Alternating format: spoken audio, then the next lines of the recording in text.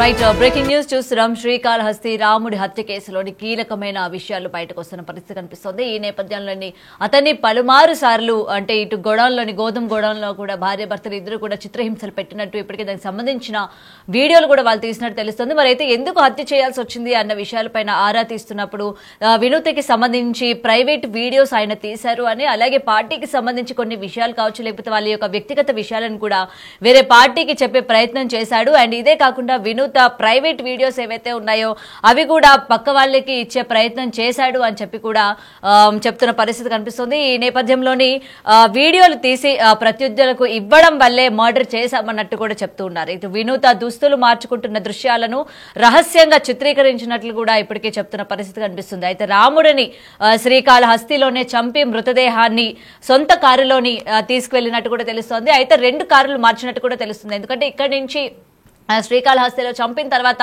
ఏదైతే వెహికల్లో తీసుకొని వెళ్లారో అటు చెన్నై సరిహద్దుల్లోని మళ్ళీ నంబర్ ప్లేట్ మార్చిన కారులోకి మళ్ళీ డెడ్ బాడీని మార్చినట్టు కూడా కనిపిస్తోంది. ఈ నేపథ్యంలోని మొత్తం దీనికి సంబంధించిన సీసీటీవీ ఫుటేజ్ అంతా కూడా పోలీసులు అధికారికంగా తీసుకున్నట్టు కూడా తెలుస్తోంది. అయితే వినూత చంద్రబాబు తీసుకెళ్లినట్టు గుర్తించారు. అంటే వీళ్ళిద్దరూ కూడా ఆ డెడ్ బాడీని 2 సార్లు వ్యాన్లో మార్చినట్టు కూడా పోలీసులు ఇప్పటికే గుర్తించినట్టు కూడా తెలుస్తోంది. ఇంకొకటి దారి మధ్యలో మరో వాహనంలోకి కూడా మృతదేహాన్ని మార్చినట్టు కూడా నిందితులు చెప్తున్నారు. శ్రీకాళహస్తి జనసేన ఇన్ఛార్జ్ గా ఉన్న కోట వినూత హత్య కేసులో చెన్నైలో అరెస్టు చేసినట్టు కూడా తెలుస్తోంది. ఇప్పటికీ భార్య భర్తలు ఇద్దరిని కూడా అరెస్ట్ చేసి 14 రోజులు రిమాండ్ విధించినట్టు కూడా తెలుస్తోంది.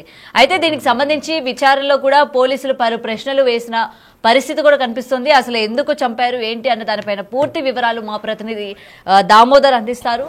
రైట్ దామోదర్, అయితే ఇప్పటికీ రాముడి హత్య కేసులోని వినూత్నంగా ప్రైవేట్ వీడియోస్ తీయడం వల్ల మర్డర్ చేసినట్టు కూడా ఇటు భార్యాభర్తలు ఇద్దరు కూడా పోలీసుల ముందు చెప్పినట్టు తెలుస్తోంది. అయితే కేవలం ఇదైనా ఇంకేమైనా కారణాల వల్ల ఇతన్ని హత్య చేసినట్టు ఏమైనా ఉన్నాయా సందేహాలు?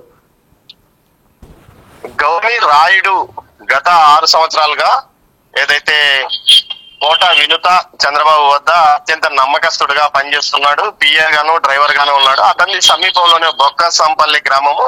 అతను సొంత ఊరు ఏదైతే రైల్వే కోడూరు అయితే తన తల్లిదండ్రులు మరణించడంతో అమ్మమ్మ దగ్గర ఉంటున్నాడు. ఇతనికి ఒక సోదరి ఉంది, సోదరికి వివాహం అయింది. అయితే ఇతను చాలా పవన్ కళ్యాణ్ ఏ విధంగా అభిమానిస్తాడో కోట వినూత దంపతులను అదే విధంగా అభిమానిస్తాడంటూ కూడా అతని సన్నిహితులు చెప్తున్నారు. ముఖ్యంగా అతని చేతి మీద పచ్చబొట్టు సైతము కోట వినూత అనే పేరు వేసిన పరిస్థితి. మొత్తం మీద అయితే ఇది 7వ తేదీ ఈ హత్య జరిగిందని పోలీసుల దర్యాప్తులో బయటపడింది. 7వ తేదీ కంటే ముందు గత నెల 21వ తేదీ అతన్ని తమ వద్ద నుంచి తీసివేసినట్లు సోషల్ మీడియాలో వినూత దంపతులు ప్రకటించారు.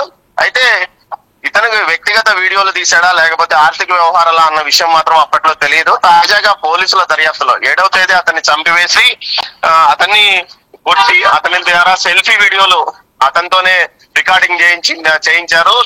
తాను తప్పు చేశాననే వీడియోలు కూడా వీరి దగ్గర ఉన్నాయంటూ కూడా ఓ ప్రచారం జరుగుతుంది. ఈ విషయంలో పోలీసులు అయితే ఏమి చెప్పడం లేదు. మరోవైపు 7వ తేదీ అతను బాత్రూమ్ లో దాక్కొని ఉండగా బయటికి తీసి చంపివేసి ఆ తర్వాత అతని శవాన్ని చెన్నై తమిళనాడుకి తీసుకెళ్తుండగా మార్గ మధ్యంలో తిరువల్లూరు వద్ద వీరు వెళ్తున్న వాహనం ఆగిపోవడంతో తమిళనాడుకి సంబంధించిన ఒక వాహనాన్ని తీసుకువచ్చి ఆ వాహనంలో అతన్ని తీసుకెళ్లారు. ఆ తర్వాత ఏదైతే మింట్ రోడ్ సమీపంలో ఉన్న కూవం నదిలో పారవేశారు. అయితే స్థానికులు ఇచ్చిన ఫిర్యాదు మేరకు తమిళనాడు మింట్ పోలీస్ స్టేషన్ పోలీసులు మొదట్లో అది అనుమానాస్పద స్థితి మృతిగా గుర్తించారు. పోస్ట్ మార్టం తర్వాత హత్య చేయబడ్డారని గుర్తించారు. అయితే అతని చేతి మీద జనసేన సింబల్ తో పాటు వినూత పేరు ఉండడంతో పాటు అతని సెల్ ఫోన్ కూడా ఒక నోట్బుక్ సెల్ ఫోన్ లభ్యమైంది. ఫోన్ రికార్డింగ్స్ ద్వారా వీరి గురించి వివరాలు బయటపడటంతో ఏదైతే కాళహస్తికి వచ్చి వీరిని అదుపులోకి తీసుకొని వెళ్ళిపోయారు. ఆ తర్వాత విచారించిన నేపథ్యంలో నిన్న ఉదయమే వీరిని తీసుకెళ్లారు. వీరిని విచారించిన నేపథ్యంలో వాస్తవాలు బయటపడ్డాయి. మొత్తం 5గురు ఈ హత్యలో పాల్పంచుకున్నారని తెలుస్తుంది. గోపి, భాషా, శివకుమార్ అనే వినూత దంపతుల అనుచరులను ఈ హత్యలో పాల్పంచుకున్నారు. శివకుమార్ అనే అతను స్థానికంగా ఏదైతే వినూత దంపతుల దగ్గర కూడా అతను పనిచేస్తున్నాడు. అతను పేరు మీద అతను కాంట్రాక్ట్ పార్కింగ్ లైసెన్స్ కూడా అతను కొంత వాటా కలిగి ఉన్నట్టు తెలుస్తుంది.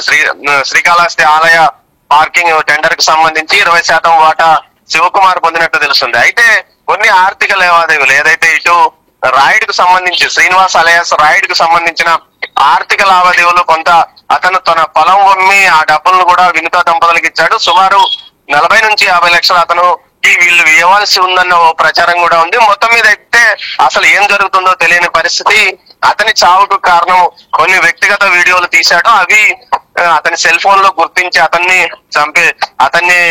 ఏదైతే దీని గురించి విచారణ చేస్తుండగా అతను చనిపోయాడు, కొట్టినప్పుడు చనిపోయాడని చెప్పినట్లు సమాచారం. మొత్తం మీద అయితే అతని మృతదేహాన్ని కూవం నదిలో వేయడము, అక్కడ పోలీసులు ఏదైతే విచారణ అత్యంత వేగంగా చేయడం వల్ల వీరు హత్య చేసినట్లు బయటపడింది. మొత్తం మీద అయితే ఇటు వినుత దంపతులు ఈ మధ్య కాలంలో పార్టీ కార్యక్రమాలకు దూరంగా ఉంచాము, వారిని సస్పెండ్ చేస్తున్నామంటూ నిన్న జనసేన ప్రకటించింది. అయితే పార్టీ కూడా వీరిని కొంతకాలంగా దూరంగా పెట్టినట్టు సమాచారం. వీరు ఒంటెతో పోకడతో వ్యవహరిస్తున్నారు, మిగతా వారిని కలుపుకొని పోవడం లేదు. ఉన్న శ్రీకాస్తులో 3 గ్రూపులతో రాజకీయం చేస్తున్నారంటూ కూడా వీరిపైన ఒక నెగిటివ్ గతంలోనే పార్టీ అధిష్టానానికి వెళ్ళినట్టు తెలుస్తుంది. మొత్తం మీద ఈ హత్యకు సంబంధించి ఏదైతే బొజ్జల సుధీర్ రెడ్డి తమను ఇబ్బంది పెట్టడానికే ఏదైతే శ్రీనివాస్ అలియాస్ రాయుడ్ తో వీడియోలు తీయించాడని కూడా ప్రచారం జరుగుతోంది. అయితే ఆమె ఏదైతే వినుత నిన్న మీడియా ఎదుట అంటే కోర్టుకు హాజరుపరిచే సమయంలో బయటకు వస్తూ బొజ్జల సుధీర్ రెడ్డి ఈ పని చేశాడు, దీని వెనుక ఉన్నాడు, అతని పైన మేము బయటకు వచ్చిన తర్వాత అతన్ని వదిలిపెట్టమంటూ ఘాటుగా వ్యాఖ్యానిస్తూ వెళ్ళిపోయింది. అయితే శ్రీనివాస్ యొక్క అమ్మమ్మ రాజేశ్వరమ్మ మాట్లాడుతూ కేవలం తమ కుమారుడిని తమ మనవడిని అన్ని రకాలుగా ఇబ్బంది పెట్టడమే కాకుండా అతనికి డబ్బులు కూడా ఇవ్వకుండా ఇబ్బంది పెట్టారంటూ కూడా ఆమె ఆరోపించింది. అంతకు మునుపు 22వ తేదీని కొట్టి పంపించారు. అప్పట్లోనే శరీరం మీద గాయాలు ఉన్నాయి. తాజాగా 6వ తేదీ 7వ తేదీలో కూడా వారు రమ్మన్నారు, పిలుస్తున్నారు, వెళ్తాను, వారి దగ్గరికి పనికి వెళ్ళాలంటూ చెప్పుకొచ్చాడు. వద్దని చెప్పినా వెళ్ళాడంటూ కూడా వారి అమ్మమ్మ చెప్పిన పరిస్థితి. మొత్తం మీద చూస్తే ఈ కేసుకు సంబంధించి వ్యక్తిగత వీడియోలా లేకపోతే ఆర్థిక లావాదేవీలా అన్న విషయం తేలాల్సింది. అయితే పోలీసులు ఇంట్రాగేషన్ లో వీరు తమ వ్యక్తిగత వీడియోలను తీశాడు సెల్ ఫోన్ లో అన్న విషయాన్ని పోలీసులకు చెప్పినట్టు తెలుస్తోంది గౌతమి. మొత్తం మీద ఈ కేసుతో వారి రాజకీయ జీవితం కొంత పూర్తిగా పతనమైందని మాత్రం ఖచ్చితంగా చెప్పవచ్చు. మొత్తం మీద జనసేన పార్టీ పూర్తి స్థాయిలో వారిని బహిష్కరించినట్లు నిన్న ఆదేశాలు జారీ చేసింది. మరోవైపు ఈ కేసును అంటే హత్య చేసింది రేణిగుంట సమీపంలోని ఒక గోడౌన్ లో కాబట్టి తదుపరి ఈ కేసును తిరిగి ఇటు ఆంధ్రప్రదేశ్ కు ట్రాన్స్ఫర్ చేసే అవకాశం ఉందని న్యాయ నిపుణులు భావిస్తున్నారు Gautami. Right, thank you Damodar.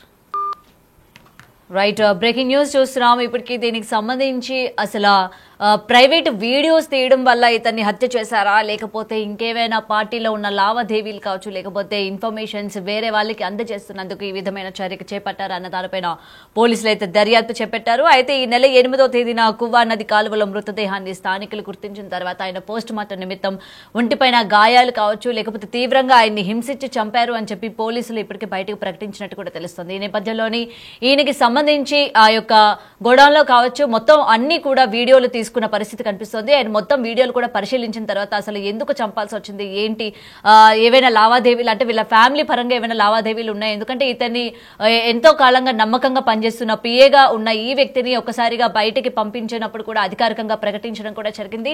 ఈ నేపథ్యంలోని కేవలం ఇలాంటి ఇన్ఫర్మేషన్స్ అన్ని కూడా పక్క వాళ్ళకి అందించడం వల్లనే బయటికి పంపించారా, లేకపోతే ఇతర కారణాలు ఉన్నాయన్న దానిపైన కూడా తెలియాల్సి ఉంది. ఇప్పటికీ జనసేన నుంచి కూడా వినూత్నాన్ని బహిష్కరించినట్టు కూడా తెలుస్తోంది. ముఖ్యంగా తిరిగి సంబంధించి అంటే వాళ్ళ అమ్మమ్మ కూడా ఇంతకు ముందు కూడా గత 3 నెలలుగా తన మనవడు ఇలాంటి చిత్రహింసలకు గురవుతున్నారని చెప్పి, చిత్రహింసలు పడుతున్నారని చెప్పి ఎప్పటికప్పుడు కొట్టేవాళ్ళు అని చెప్పి, అండ్ అక్కడి నుంచి మానేసినా సరే మళ్ళీ పిలిపించుకొని అతన్ని చిత్రహింసలు పెడుతున్నారు, నన్ను చంపేస్తారు అని బెదిరించారు అని కూడా తన అమ్మమ్మతో తను చెప్పినట్టు కూడా తెలుస్తోంది.